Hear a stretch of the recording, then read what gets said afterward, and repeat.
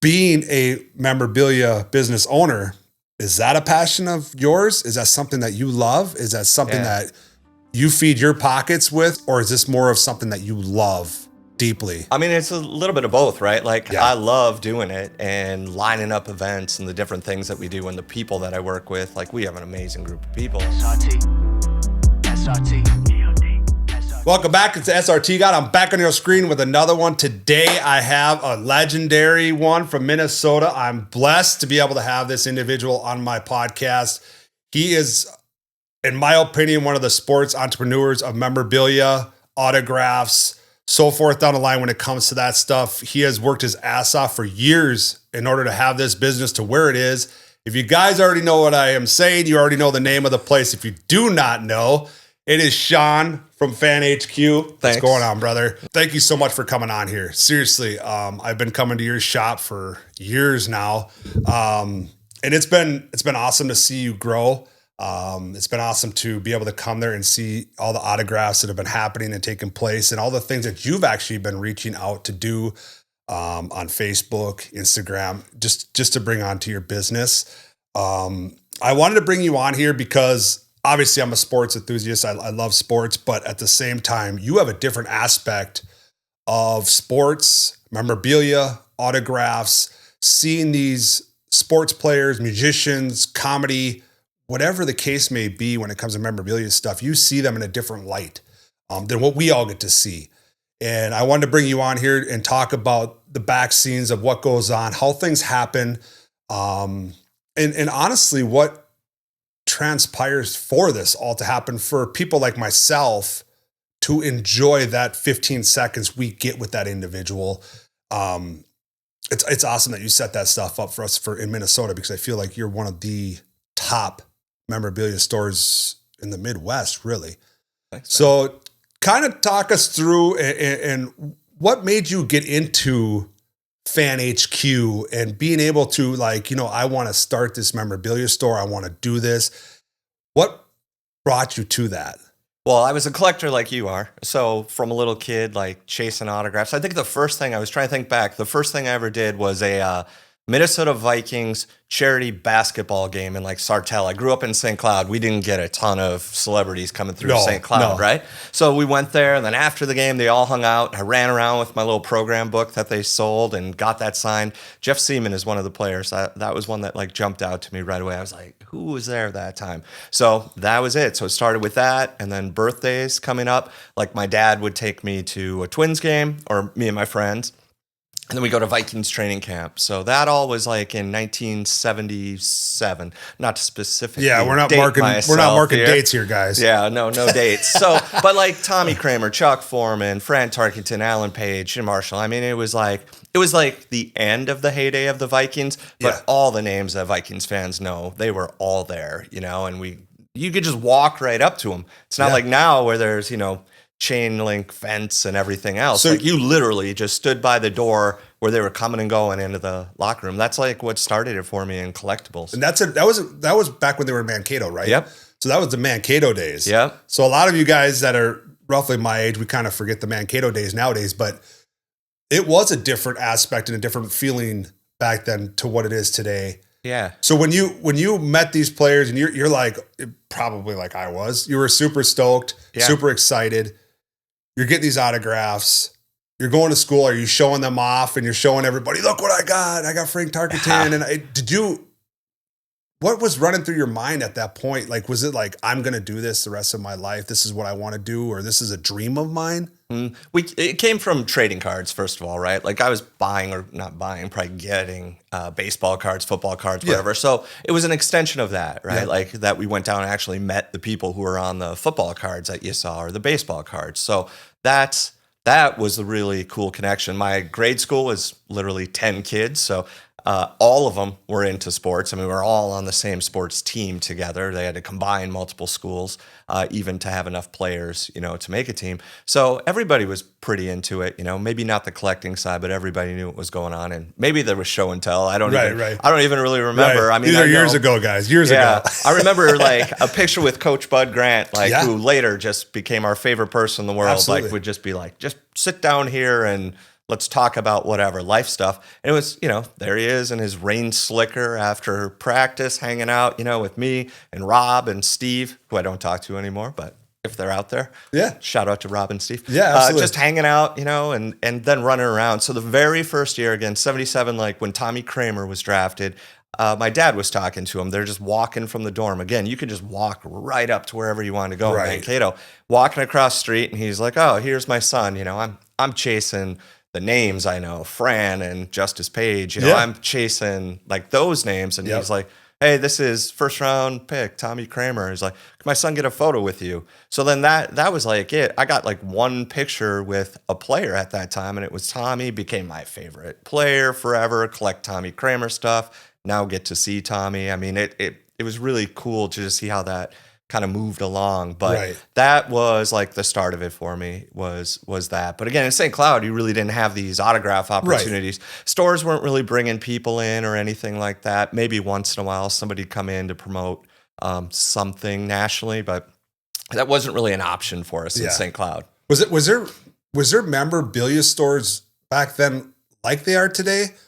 Or were they just like you said, trading cards, stuff that was already signed, just random things in their store? Was there even really such a thing? No, I mean, not really. Like you could buy apparel. Like it's kind of funny if you watch the World Series clips, 87, 91, like nobody in the stands even is wearing a jersey. Right. You know what I mean? It's just their normal clothes at a game. With a handkerchief. Yeah. That was it. Like, let's go. Yeah. So, and that's really what it was. I would buy like trading cards would be at, a drugstore, Snyder's or whatever it was. Like you'd buy them. And I remember, the packs, the rack packs or the cello packs. And I would just look at both sides and get the ones that had the most Minnesota players. Right. It wasn't about money. And there was no financial aspect to an autograph at that time. Again, late 70s, whatever it was, early 80s.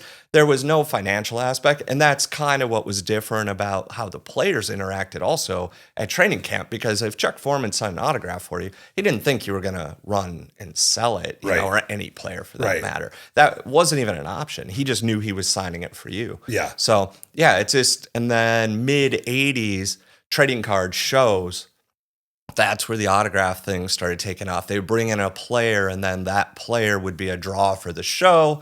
You would pay $4 for Mickey Mantle or $7, whatever, like some ridiculous, low number now. Yeah. And you'd get their autograph, but the show was doing it to promote, come to the show, one more reason to be there. Right. So that was, that there was nothing like in St. Cloud. There were no card stores. I don't even know when the first one, popped up, maybe 86, 85, somewhere around there, maybe. Yeah. There were a few in St. Cloud for sure that we'd, bike to and then look through all the stuff, but not a ton. So your biggest thing back then was it the Vikings or were you were open to the Twins at that point with the North Stars? Yeah. Were you more of a hockey player?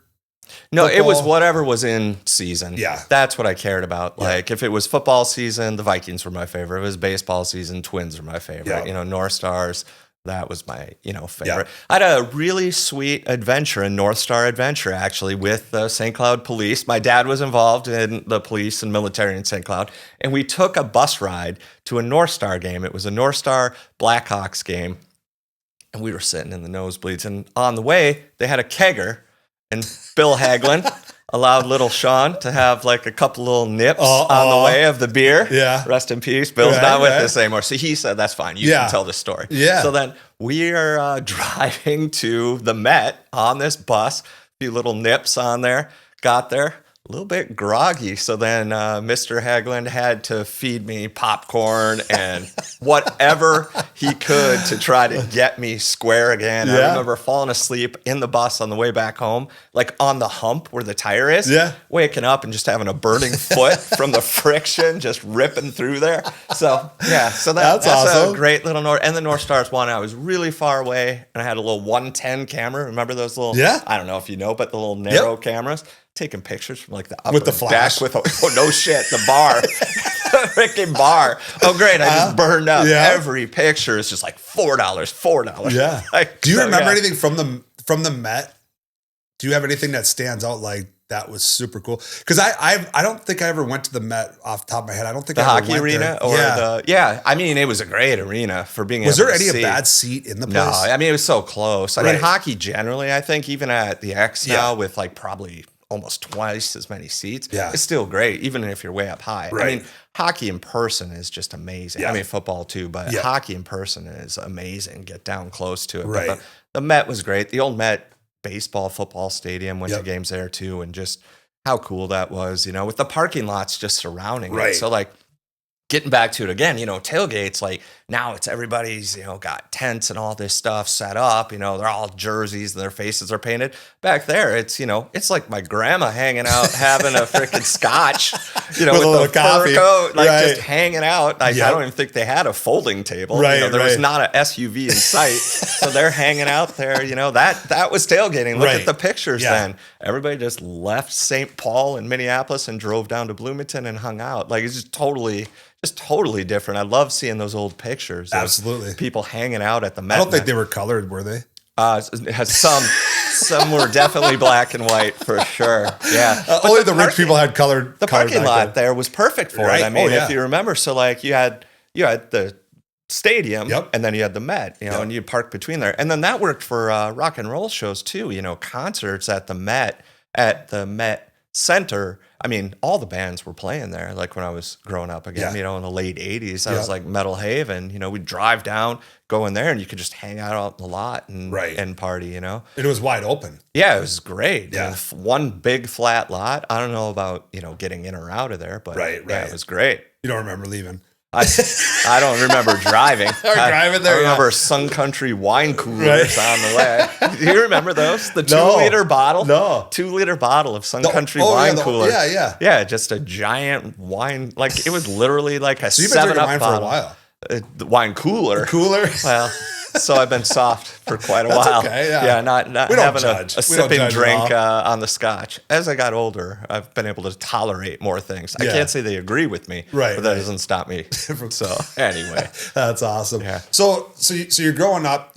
You're hitting high school at this age, and you're still collecting. Mhm. You're still one of those, because at that point in high school, people probably aren't collecting like you were, or were they? no, I mean, I think it kind of stopped. I think a lot of people, like, we kind of joke about it at the store, but like you have an age like boys growing up. Like now it's great because there's a lot more female collectors. Back then, I mean, I don't remember it. Agreed. Not that it I wasn't. do see a lot more at those signings for sure, which is cool. Yeah, it's amazing. So it's great because it's so fun, like having everybody come Yeah. out. So you kind of hit a point, and then you're late high school, you're in college, your interests are shifting. Right. And then there hits another point where you kind of like go back to the things that you enjoyed earlier. And, like the great pandemic of 2020 obviously did that for so many people. Yep. But I think generally we see that happen even at the store, right? And then you now have kids, and kids are getting into it. That brings the parents back into Right, it, right? right. And you're like, oh yeah, I got a box of stuff.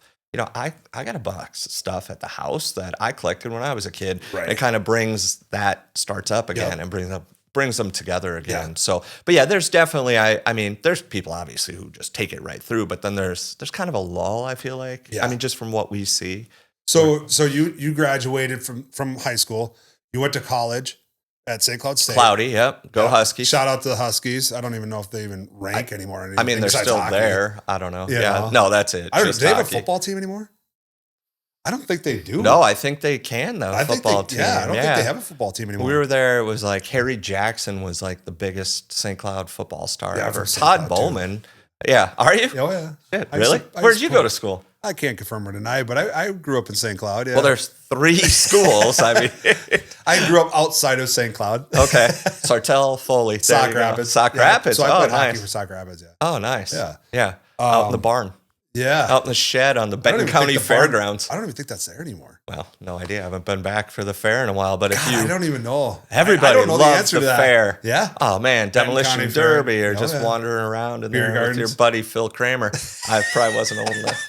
Phil, shout out to Phil. Right? Up in Cloudy. It's old, man. And landing at Soda Stick. Yeah, I haven't been back, so it's been a while since I've been back there. But Yeah.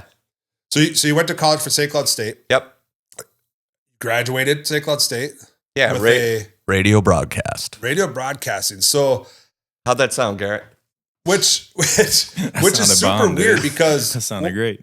what did radio broadcasting have to do with opening up and doing memorabilia? Like, Oh, where not did a that thing. transition happen? Not a thing. I got into retail. Really, what I do now is retail. Like that's what it is. Yep. That's what I understand. Like I buy something for this amount of money and I sell it to a person for Right. this amount of money, and then there's the difference and whatever. Like it Yeah. just makes sense to me, and that's kind of what it was. Like Yep. I was always retail. Like So you when you graduated for radio, did you think you were going to be a DJ somewhere, or what was your motive for going for that? I think it was so it was mass comm, so it's mass communication, so it was media just overall, and it was great. Okay. You know, it was editing, it was video, it was audio. You had to specialize, you had to pick like a major. Yeah. So it was radio broadcast, and then the minor was information media. So that was basically library skills, I guess. I don't Okay. know what else to call it even. Right. So it was just interesting, you know, like everything that I've tried to do, I think my whole life has been what I have an interest in, you know, and the jobs that have sucked the most have been the ones where I don't really care. Yeah. You know, like not do a crappy job at it, but it's just not interesting, Right. you know? Yep. So sports, entertainment, I worked at Musicland, which was amazing, you know, like Wow. that was everything. Yeah. Cause I was in the office, the buying office. So that was movies, music, it was everything, Yeah. books. So it just makes it way more interesting when you're heading into work and you're excited about what you're going to be Right. working with. Well, You know, not digital downloading. Right, That doesn't right. do it for me. It doesn't Right. check my mix. No, you got to like what you do. I mean, like you said, if you don't like what you're doing, you're not going to put your effort into it. You're not going to try. It's just one of those things that I think a lot of us in our younger days have gone through, and I feel like that's everybody's. If you don't love what you do, you're not going to give it your 100%, right? You might not love it. You might Right. still, because I know your job, like this is your passion. Yes. Your job, like you work your ass off. Yeah. Like you are a hard worker and you're doing work that like I'm not getting out there Right. and doing. So, Right, I mean, right. how do you do it? How do you motivate yourself and how do you stay? It's the paycheck. Yeah, right? And then it allows But I you. love the guys that I work with. It's Yeah. funny because I just had a meeting actually about everything about like what I work in and everything. And I love the guys that I work with. I love the people that I'm around. I love my managers, and that makes me want to go to work. Yeah. You know, and it's no different than you owning a store yourself. Is your employees, you want them to love to come to work, right? So it's like the same thing, just a different aspect. You're the owner and I'm the worker. I want to be able to wake up and go to work and have fun, laugh, bullshit. I mean, I see you guys all the time on Facebook when you guys do your lives. You guys are bickering back and forth, and we're all having fun, which we'll get to that in a minute. But you got to be able to have that, you know, because if you're not having fun, you're going to get bored. Yeah. You know what I mean? And that's where I'm at. I've been there 23 years. I mean, I'm to the point where I'm just sailing through, but I love the guys that I work with. So that's why I keep doing what I'm doing. But like you said, this is a passion of mine. Being a memorabilia business owner, is that a passion of yours? Is that something that you love? Is that something that you feed your pockets with, that you are like, this is going to make money? I can make a lot of money doing this. I can make a couple bucks. Or is this more of something that you love deeply? I mean, it's a little bit of both, right? Like I love doing it and lining up events and the different things that we do and the people that I work with. Like we have an amazing group of people. I mean, it's retail, but you come in and you know these people because they've been there I don't even feel like your shop is retail. That's what I really don't. isn't. It kind of it's I do. version of it. Yeah. But I mean, it is, but it's not. You know. Right. And we talk about like it's not just like somebody can come in and watch a video on how to make a cheeseburger, like I did at Burger King, right? And then go out and do it, right? Like there's always variables and there's just different things that we're thinking of, and that's what kind of keeps it exciting is like coming up with different things like that. And again, you're working in entertainment. It's sports entertainment, right? It's a version of it. So that's fun. You're watching a game. You know how that's going to affect you. You're interacting with players who you've appreciated them while they're playing. And now all of a sudden you're sitting at a table with them or talking to them. Yeah, it's amazing. And again, getting back to like the people, we have people 15 years they've been there, right? Like from day one, 10 years plus. I mean, even our least senior person is probably over a year. And if you went to a retail store, I mean, it's not like that. It's a revolving door for the most part. There've been some turds along the way. I don't know if that we'll do this at the after hours version of Feed Yeah. My Pockets. Yeah, right? yeah, Let's absolutely. cut There's to- always turds. That's where you have to subscribe. Yeah, hit All the right. subscribe button for sure. Absolutely. Like separately. Yeah. You get that. That's additional content. Right, Yeah, right. No, we have amazing people. I so. agree with that. You, Yeah. you guys definitely. I've been to a couple other sports memorabilia, and I'm not going to bash them or speak them out, but That'll be on the after. the life of walking into yours store to another one is night and day. Great. And I'm That's amazing. saying it's from upbeat. It's just saying the stuff. It's just everything in general. I that's why I'm so torn to your store more than anyone else, and online and so forth down the line, is because of the interaction that happened there. It's like you walk in there, and I'm sure it's not for everybody, but a lot of the people that work there, they all are very personal. Mm-hmm. They say hi, they care about what you're looking at, they want to explain things, they have the answers to your questions. A lot of these memorabilia places don't have that. Yeah. You know what I mean? They're like, oh, is that what you want? Okay, cool. No, you guys talk about it. You have stories. And that stuff makes so many things more personal when you do that.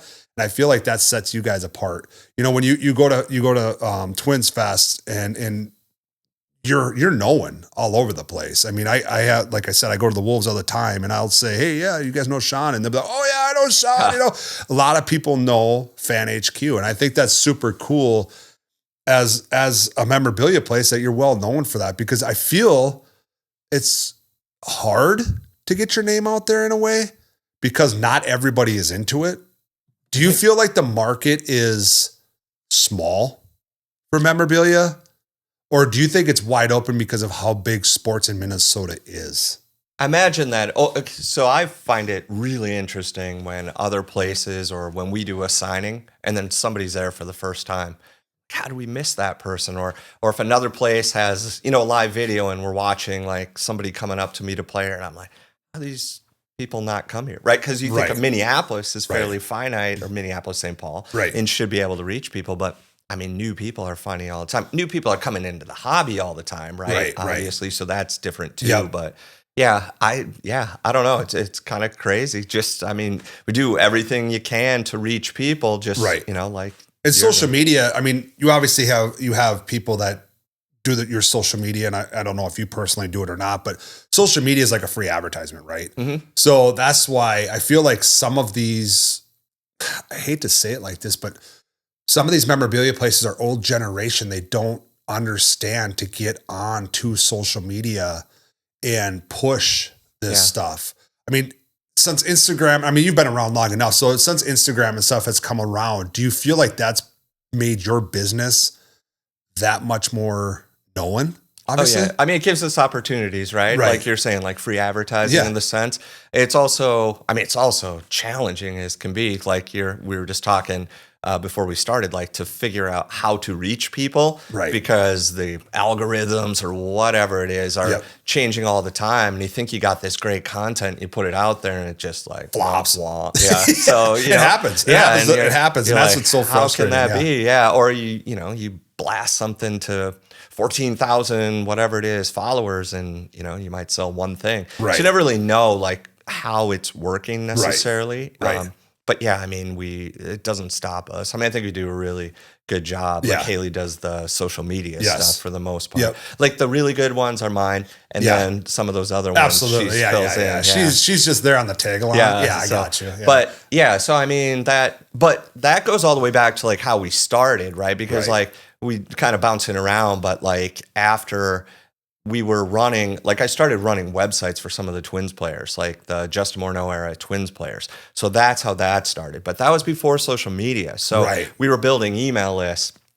The only way you could get in touch even with a player at that time was like through their website. There was no direct, like I can't tweet at Cat, you know what I mean? Right. Like Justin Morneau isn't on social media even now, but back then wasn't on social media. So like I would get emails, from justinmorneau.com. Like we started making fan websites for the players. And it just like, I'm forever indebted to Justin Morneau because like, first I was a collector of them. And then I said, can I make a fan website for you? There's like a little in-between business that I worked for that was doing that. And then, like as we built trust with Justin, then we went from the different versions of things we could offer on the site until it became a little more of a partnership opportunity. Well, to where he's at the store now. I mean, these guys are trusting you. I mean, do they truly know who you are? You know what I mean? You've worked your way up to that at that point when you're doing emails. I guess I didn't even realize that you had to do emails. Holy shit. Oh yeah. Like our email list is huge. Now text, I mean, if just again, bouncing around, but texting now is just huge. Right. Like, yeah. Cause everybody's going to get that. Everybody's on their phone. They're going to open it. They might not click it, but, and it's immediate. So yeah, that's kind of our thing. But going all the way back to that, like we started building an email list because there wasn't social media. So we're at Twins Fest again, you know, like busting our ass, like tons of great volunteers up and down the lines, doing giveaways, having people sign up for stuff, stop at our table and sign up for stuff like win this, give away this, and so on. So that's how we developed that list. So even before social media, that was our, like we were very, I like to think that we were a little ahead of the game and that we were already gathering the names. And so like a lot of the places that you're talking about are memorabilia places or just businesses in general. Some of them are just kind of, you know, like, this is what we've done, this is what we're going to do, whatever. We've always been quite promotional. Yeah. We didn't open a store at the mall and just say, where are the people? You know, like let them come to us. You know, we opened the store at the mall and then we're blasting with emails and we're doing all this like, hey, we're at the mall now. And then we started doing the autograph, you know, appearances. So Chuck Foreman, Neil Broughton, you know, come and meet these guys at the store. Like come to our store that you don't even know what it is, but hopefully you find it. So yeah, so these player appearances were our original marketing tools. Now social media player appearances are marketing tools as well. So it's just trying to keep it interesting, fun, and also beneficial. Right, to everybody. Yeah. And I mean, the people you have coming through, it is seriously a variety. I mean, from music to wrestlers to every sports that we have in Minnesota to even, do you do a lot of out-of-state players or do you try to keep more local players here because of obviously the audience wants more local? But have you ever thought of trying to get like an A-Rod or a Kevin Durant or any of those kind of people when they come to town? Is that something that could be worked out, or when they're here, they're here for business and that's it? No, I mean, we've brought in a number of them. So A-Rod is somebody that's like kind of on the list. Like we literally just talked about it 2 days ago. Like, what would it take to get here and who's his rep? But I mean, we've brought in Joe Montana, Bo Jackson, Cal Ripken Jr., Barry Sanders was one of the best events we've ever done. So we had Troy Aikman was one of my favorite events, just talking to him about like a safari, you know, like weird stuff where it's normal. Weird stuff that's normal, if that made sense. Right. But anyway, like, so yeah, if there is a player that transcends Minnesota, you know what I mean? Yeah. Because after the fact, people who come in the store, they want Minnesota stuff. So so if Anthony Edwards comes and signs at the store and he signs 20 extra things, we'll put those out in the store. That's going to appeal to the majority of the people who come in. Yeah. But having Joe Montana at the store, like, you know, and Barry Sanders, like having that's legends. Legendary shit. Yeah. That we always say transcends. That's the word. Those guys, they transcend. They just transcend sport, right? They're recognizable names. I mean, Brett Favre had his Minnesota. Yeah. But I mean, everybody knows who Brett Favre is. You got to keep it somewhat in the date too, right? So, I mean, Brett, like you said, Brett Favre kind of had his moment and now it's kind of move on. Yeah. Well, I mean, it's sad to say it like that, but you also got to keep up on the newer players too, right? Yeah. So when you know, Jalen Clark and you have these younger guys coming up on the Wolves, even the Twins, I mean, some of the newer players that they're getting, that they've gotten in off season, or some of the pitchers that they've signed, first baseman, you want to always try to keep those trends in the moment too, because that's what everybody's talking about right now. Right. You know, and I feel like you guys do a really good job of that, being that, you know, even like with the Twins coming up, you know, they're going to be coming into spring training. They're going to come into the full season. You guys are already working on getting those players and working on those aspects to get them here while the season is happening, because we're seeing them play, right? Yeah. And that's the thing. Like, it's kind of funny. We always joke about it, but like, if a guy makes a play anybody makes a play in one game, like, when are you bringing them in? Right, you know, right, and then right, like right. a week later, there's another play. Right, when are you bringing them in? Right, so right, like, got to kind of be cautious a 'Cause it's little not bit. cheap. But no, it's not. I mean, they get paid. And, Right. I mean, you know, if you have to buy a ticket, you have a pretty good idea of right. like how much it is. So we've done some really fun stuff with the mystery guests. I don't know if you saw that recently, but we've started doing mystery autograph guests. So we'll release clues. Yes, the clues. But you don't know. So it's like $10 only. Yeah. And you're going to get a photo, you're going to get an autograph, whatever it is. And we'll give really weak clues. Yeah, we have to. The easier, the less cheaper. informative clue is happening at the beginning. And as the clues reveal more information, then the price goes up. But that's kind of the fun of it is like, you know, risk takers. Who wants to get in? You know, it's $10. Right. You're not out a ton, right? Like 2 small cold pressed coffees without tip. Yeah. Light ice. That's so sad. that's about it. I get an autograph for a price of coffee. 2 though. Yeah. Light ice. Okay, no light tip. ice. Yeah, that's where the cheap part No comes in. tip. No. That's awesome. Shout out to Caribou. Yeah. I they can't. sponsored? I'll shit my pants if I do the coffee thing. Is It's that not right? good. Yeah. Well, it's not again, good. you're working hard. Yeah, I can't do the coffee thing. It interests me though when the guys come to work and they're like, "Oh, this was $6." I'm like, "What the hell?" You know? Oh man. But no, but that's. Can I give you a prank you could do to somebody out at the work site? What's that? My buddy Dave, shout out to Dave, Corbin, he said he was in construction. He was doing some serious, like, heavy duty shit. And they took a live bat, put it in somebody's lunchbox. No, we don't do that. You haven't done that. No, we don't touch with personal stuff. You haven't done that. And there's no way you would officially, again, join the Patreon after dark and you'll find out how. But yeah, dude opens his lunchbox. Oh my. A bat flies out. I would shit my pants. No doubt. Absolutely. With or without coffee. Yeah, with or without coffee. And then someone's dying after that. That after I shit, they're gonna be smelling my shit for sure. Yeah, no, that is actually one thing on the cruise that I always work, that I run my own cruise, but no touching personal stuff. Yeah. That is one thing that I've grew up in that era and I've been pranked on that stuff. And that's one thing I look forward to is lunch, especially when I was bodybuilding and I'm looking forward to my chicken and rice. And then there's things in there. Yeah. Yeah. That's sad. You're looking forward to chicken and rice. That was bad. Yeah, that's sad. I just look forward to drinking and having fun. There you go. It's different. So now, yeah. What's the most you've ever benched? 405 for a couple. Yeah? Yeah. 405 and I squatted probably, the most I did leg press was 1250. Holy shit. Yeah. That seems like a lot. I was running pretty much with Adrian Peterson. Is that what he was doing? Mm-hmm. That dude. That was my ripped. goal was to leg press what he was pressing. Saw like one of the pictures of him getting ready for the game in the locker room is just muscle on muscle. I think that's why he fumbles. You know, everyone talks about like shaking his hand and like how hard it is.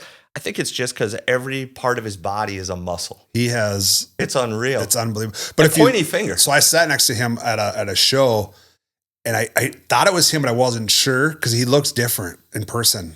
Like he was all cleaned up, you know, he was in a suit and everything. And I look over and I was wearing a Movado watch and he goes, "Hey, you're wearing the same watch as me." And I looked over, I'm like, holy shit, that's Adrian Peterson.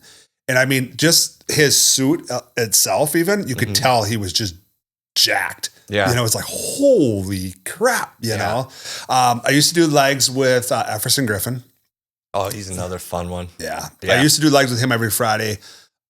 We pushed each other. He was only 60% when he was training legs on those days, just because it wasn't, that was just to pretty much maintain with the trainer that he had at the time. But he was, he would only train at about 60%. I'm at like 100%, obviously. And he was, I mean, that dude too is chiseled. Oh, I mean, yeah. He's got a physique. Actually, I know his brother really well, and his brother is no different. I mean, it's just unbelievable. It's a genetic thing for sure. I gave the Bill Haglund story, so if I could give a Pat Haglund mother story. Everson Griffin came to St. Cloud to do an autograph event in Cloudy. Yeah. And he just wore a suit, a tracksuit, a set Yeah. I think they call it, Yeah, right? like A Adidas. zipper. Yeah, not like nice, Yeah. you know, not like, you know, a dude dancing in the background at a Mighty Malibu's Boss Most Wanted. story. Like he's there and he's got it on. He's got the like zipper down here.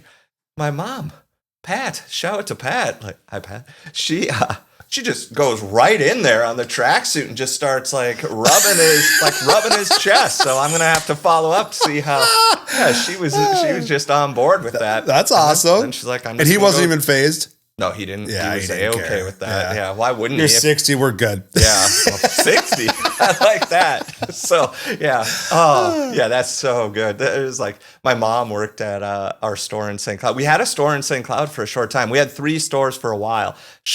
Very short-lived store in St. Cloud. They moved us. The store was doing great there. Was that in Crossroads? It was in Crossroads. Okay. We bought a store that existed, and then it moved to this other store, and that was doing great. Like probably our nicest looking store we ever had.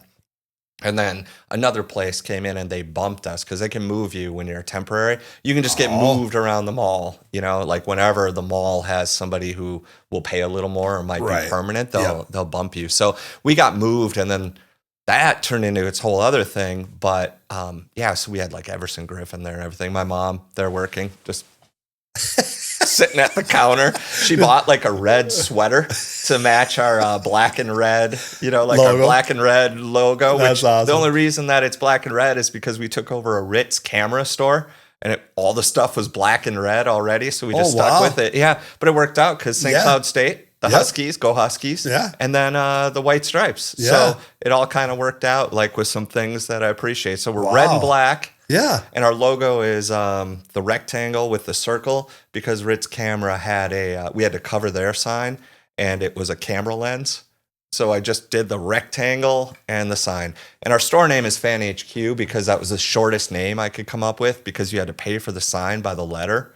So I was trying to get the shortest name possible. So it's like Fan Headquarters. Right. But HQ for the sign purposes. Yeah. Because like we're only going to be there originally like 2 months. We moved in 2009. Okay. We moved in and we were only going to be there for holiday. Like I had just moved back from Maryland and we were opening. It was just a temp store. And then a lot of stuff went our way. Like there was a lot of good. So what made you open that? So that was your first store at St. Cloud? Sorry, this was our first store. And then later we bought St. Cloud and we opened in Eden Prairie as well. And then that one closed during the great pandemic of 2020. But I think that was for the best, to be honest. Yeah, agreed. Because we came out of the pandemic with the live videos. That was the blessing, was the live videos that we do. There was a lot of people doing that. Mm-hmm. Which like us. I mean, podcasts like we're doing now, it's just different. Just different. Yeah, I think that enhanced things so much for certain companies, individuals, so forth. The pandemic stuff, just with videoing, like you said, you're doing the Facebook Live stuff. Like I feel like that helped and enhanced things to move faster. Because who knows if we'd be doing it today? Yeah, you know what I mean.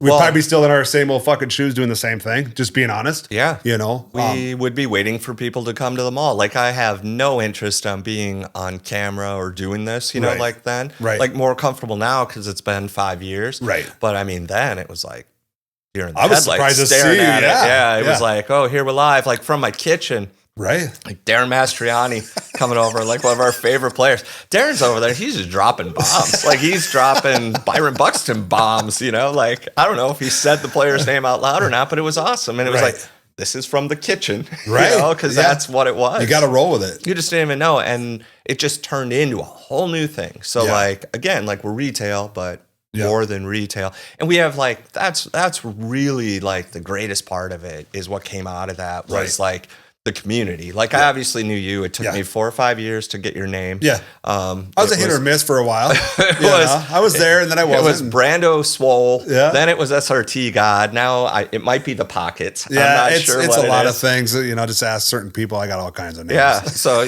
but Brando was one that didn't stick. Yeah. So you just come in and be. Yeah. So, but you know, now like we have this group like every Tuesday or every Friday if we do them that join us, you know, and everybody's kind of got their thing. Yeah. You know, where you get to know the people in just a totally different way than them coming into the store. So, so it's cool. I mean, we reach people all across the state or all across the country. You know, there's Because people. I've noticed that, like on the lives, there's people that aren't even in Minnesota. Like Mary's in Texas. Yeah. Like Toby's up in, I mean, he's in Duluth or Yeah, but somewhere way up there. yeah, That's that's far no- away. yeah. And Rick, you know, Gasky, shout out to Rick. I got my kiss ring. I That a wore boy. that for Rick. He's in New Jersey, I Right. think. You know, so like these people are just all over the place. And We is can't- that because you went live? I Or think, did they yeah. know you prior to going through I all mean, that? they may have found us. Again, I mean, we try really hard to reach new people, Right. and email and text, or Yeah. whatever. I mean, we really try. Yeah. So, like, I don't know necessarily how everybody like found it, but like, I know where they are, and it's pretty cool. It's probably underwhelming for them when they stop in and they see the store and it's like smaller than this, Right. and they're like, oh. And you know, you're doing the video, but like again, like the community that it created is just that's what it's all about. Is Yeah. like, you know, I feel like everybody. the community in memorabilia are strong. Like a lot of people are well aware of what people like. Oh, As soon now as you for talk sure. about, it's like as soon as you talk about Timberwolves, a lot of people know I'm going to start bidding or doing my thing, or even Rhonda. I mean, she goes for everything. I mean, Jesus, I want her money first of all. Yeah, so Rhonda's like, oh, she just kills it with Vikings, Yeah. the fishies. So Yeah. again, nicknames, because if I can't remember. Yep. So thanks for having a recognizable like code name on, Right, on right. the thing. Yeah. And then the car, of course, Yeah, that yeah. the freaking lion car out of nowhere. Like, Yeah, with I all got the Dodge ceiling- wanted that back. They ended up buying that from me. Yeah. They're like, hey, I would like that car back, please. Yeah, that is one car that I regret getting rid of. I've had a lot of fast cars now, but that is by far the car I'd. Wide body. Yeah, I was. Remember, you were showing Hall of Famer Randall McDaniel. You stopped by the store and we're just hanging out, and Randall McDaniel came in to pick Yep. something up or whatever. Yeah. Some of these moments are just like so surreal, like with like we were saying, like with Tommy Kramer, you know, like in 19 whatever, Right. I'm down there chasing the autograph, and then you're over at his house doing an auction with him and hanging out, and you know. Did you ever think being you would buddies. get to that level? No. It wasn't really even a goal. You know what I Right. mean? Like you kind of like we were just talking about this. What made me think of it was where this is your passion. Right. Like I took what my passion was because I was doing whatever, retail, whatever, and my passion turned into my business. So now I'm trying to come up with like another passion also, like what's something else I want to do, because Right. you know, like you're 24/7 thinking about it, and not in a bad way at all. That's Right. not a complaint. It's Right. just like if you want to unplug from it, like go to Right. what, you know, Right. photography, Photoshop, traveling, like music is Well, shit, a with the cameras thing. you have, you should probably get into photography. Yeah, I have. Well, good. I seen just some of had those to buy cameras, one. and I was like, "Holy, he's Yeah. not joking." I never get rid of them. They just keep stacking up. Right. Like if something goes wrong, I don't, you know, you bring Right. it in. But yeah. So that's kind of the thing is like, it's not like a cautionary tale in any way. Right. It's just like, oh, now I'm doing what I've always wanted to do, or Right. what my interest is and what I used to do. Yeah. You know, if I was working at a retail store or whatever I'm doing, right, a business, then on the weekends I might go to a card show or I might chase autographs or whatever it is, right? Yep. Now I'm doing the stuff that I wanted to do. So Right. on, you know, when I And have getting those paid days for it. off, right? You know? I got to come up with something because Right. I feel kind of guilty, you know, Yep. like if I'm not doing something that's, you know, like productive outside of that. So I got to come up with that. Well, because you just got so many different. You have a lot of people that you have to try to keep entertained though at the same time, because if you're not bringing these people in and doing that 24/7, you're going to lose people. Because I feel like people nowadays are so fast on moving to the next thing. Mhm. So if you're not always catching them in that moment, next, Yeah. you know, I'm on to the next thing already. Forget Fan HQ. These guys are doing this constantly. Yeah. So you got to keep them entertained. And it is a 24-hour, 7 days a week job because you're open 7 days a week and people come in 7 days Yeah. a week. So those are something that you have to continuously keep them and grabbing them out of left field, because if you don't, you might lose those people because they're going to go somewhere else, right? I Mhm. mean, that's sad, but it's the truth. Well, that's what we try. I mean, collectors like yourself, right? Like Yeah. we like to think everybody only comes to us, right? Like Right, that's yeah. just our Yeah, selfish thing. absolutely. But at the end of the day, like collectors will go to where they need to go to Yep. get what they want. Yep. There's nothing wrong with that. Right. You know, like we might again be possessive and like, damn it, I wish, Asshole. you know, and we see them pop up and we're like, I wish I had that one. I wish I had this one. I wish I had this event, whatever it is. But at the end of the day, like they're going to go where they need to go. So for us, it's to come up with the next thing or something interesting Right. that just brings them in. Right. So, Yeah. I mean, we have our exclusives. So we got Nas Reed or Joe Mauer, right? Like those, we don't mess around with exclusives too Right. much, but those are names that like, So- we have to have those. Speaking of exclusives, what does it take? So let's say you wanted to make me exclusive. Mhm. What does that mean to the people that are in the memorabilia world and so forth? This is for you guys. Like, what kind of stuff entails to get these guys to stay exclusive? Because exclusive means Fan HQ and that's it. Right. Yeah. So it's typically an agreement, a timed agreement, maybe 12 months, maybe 15, maybe 2 years, whatever it is. And it's a certain amount of like a financial guarantee where they are guaranteed that they'll be compensated this amount and their requirements are maybe 2 autograph appearances or 2 private signings, whatever it is. Yep. So you line them up for that. That's it. Essentially, they will only sign autographs or do memorabilia deals for that period of time with your company. That doesn't mean that like if you see Joe Mauer at Twins Fest, like he can't sign autographs, or Nas Reed at the Right. stadium, he won't sign autographs. Like that's not what we're trying to do at Right. all. We're just saying if you're going to get a Joe Mauer autograph with Hall of Fame on it, you're going to get it through us because that's the only way you're going to be able to get it. Which is So- when they put the Hall of Fame, so let's just use Joe Mauer. When they put Hall of Fame on that, does that become worth a lot more because he has the HOF, or is it just kind of like it's just, you know what I mean? Like, does it? Yeah. So like I have a Joe Mauer bat that I got done from you guys. It has the HOF, but if that was just Joe Mauer, would that bat be worth more with the HOF, or does it not really?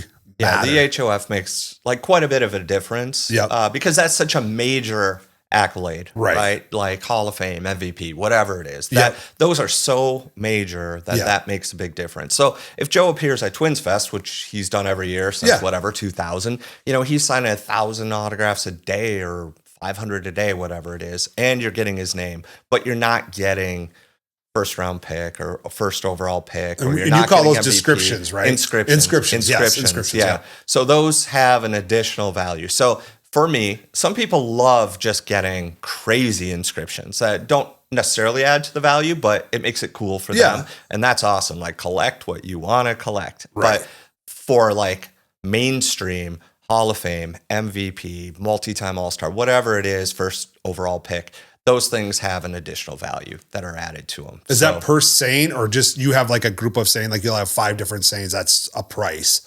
Each saying, each inscription would require a ticket. Like if you're buying it through us, like you would have to pay for each inscription. So the more inscriptions you have, is that better? I feel like sometimes when you get something signed, like, and again, I'm a sports enthusiast, but I also don't know the extreme world of it. I've never went and sold any of my stuff, but when it's written a certain way, or it has a certain font, or I'm starting to see a lot of ant. A lot of ant signatures are not what you get at Fan HQ. The little short AE. Yeah. Yeah, your shoe Yeah. is amazing with Right. that inscription. And you may be fortunate that like you got that done because that might not be an opportunity going Right. forward. Maybe until he retires, Right. for example. Yep. So Ant has an exclusive with another company, with the huge company, with Fanatics, Yep. right? So they have way more restrictions than what we have. But Right.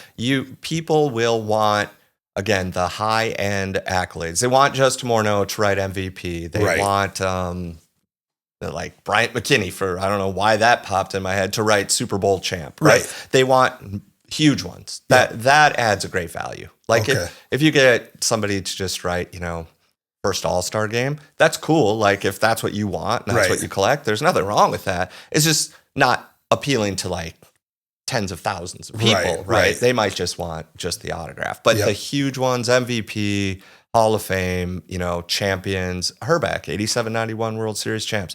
People want that. Right. Like that. Because that identifies them, right? Do you feel like that identifies them when they write that? Like the ones I'm going to be getting, my other shoe that I'm going to be getting signed, there's a certain name I'm getting written on that one specifically for that person. Mhm. Does that make it go up in value?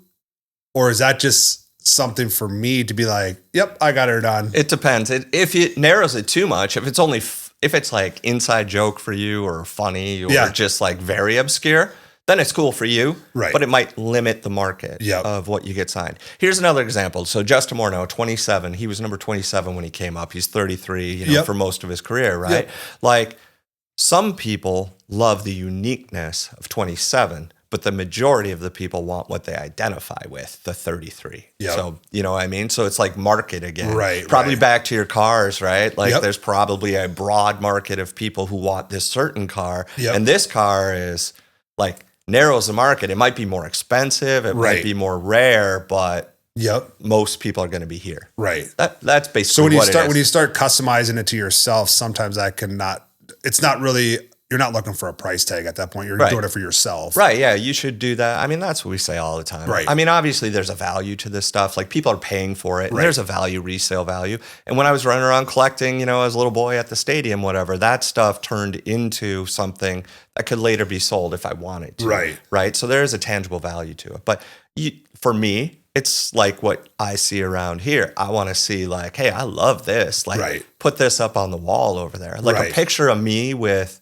Jack White, that's amazing. Like I have that hanging in the store. I see that, and Justin Morneau's in it too. So I took. It might have been about 40 minutes before I brought up Jack White. But like that is the moment in time, right? That's like a flashback to the reason you take pictures, memories. And anyway, right? And if you see Kirby Puckett on the Game 6 home run, like you probably know where you were when you saw Kirby Puckett hit that home run and made that catch. And that's the connection. I mean, it's no different for me than it is like art. Right. If you have artwork and it appeals to you and it gives you that sense of enjoyment in some way, that's what you should buy. Right. Not because some artist or some art scholar said, look at this. Right. What did they do? Right. That might add to it. Right. I love that when somebody points that out to me later. Like, here's what I was thinking. Right. Like, you have the emotional connection immediately. And then somebody's like, but then also here, this is what it is. And right. Like, oh, this is what we were talking about. yeah, that's it. But I mean, to me, that's what it is. Like, what we do to me is that connection for people. Like, what they, and that's why everybody, when they, like we were saying, Ben Revere breaks his belt making a catch or does a somersault running, right? Like random, right? For that moment, everybody wants that, right? Yeah. And then he gets traded and now nobody wants him. Right. Some things fade. Kevin Love, the 40-40. I was thinking of that. The 40-40 game, right? How important was that? Yeah. Or Kevin Love hitting that three-pointer like to win that game. And you see him walking off with his arms spread. Like in that moment, your initial connection is so great. Right. And we definitely try to make those connections. We did an amazing, like a little limited edition of the White Chick celebration of Josh Metellus and Cam Bynum when they did the dance after an interception. Yeah. You know what I'm talking about? Yeah. We have this great photo signed by both where like Metellus is flipping Cam Bynum over. And that you signed by just both. did that, didn't you? Not too long ago. Yeah. Okay. Yeah. So because they did that, I think that was off Kirko chains, if I'm not mistaken. Kirko chains. Yeah. Hopefully no videos on the crowd for that one. I was a little bit fired up for that one. But yeah, that connection, now that event and stuff, like the whole season for Cam and those guys with the celebrations was awesome. But it's, again, a moment in time, and a lot of people were connected to that. And then they wanted you to have them in right away. And we did. And you did. You can't beat Cam Bynum, tied for first. Like the nicest dude. Really? Oh, amazing. That guy's amazing. So if you were to, speaking of nice, because some of these guys, they just come in, hoods up, do their thing and leave, right? They're boring. They don't talk. They don't anything.